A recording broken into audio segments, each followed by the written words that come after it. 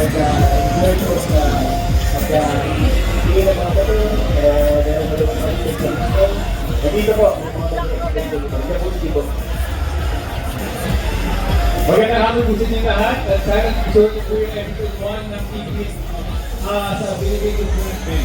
At napakasaya ng guide sa Mindanao at napakabait ng mga tao at napakaganda ng roads na mga dinahanan namin at siyempre yung nature, ang ganda talaga at nakapto na ng Team Wheeltech. So abangan niyo po yung mga susunod pa. Yes, yeah, so just follow the Facebook page ng Wheeltech Nationwide Official. And watch out for episodes 2 and 3 and so on.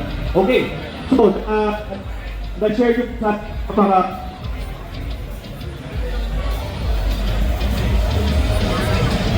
Okay, so nag-share nila sa atin na napakaganda ng experience nila. Pero I would like to ask Sir Jack, Sir, in your opinion, ano po ba yung highlight ng trip, ng loop para sa'yo?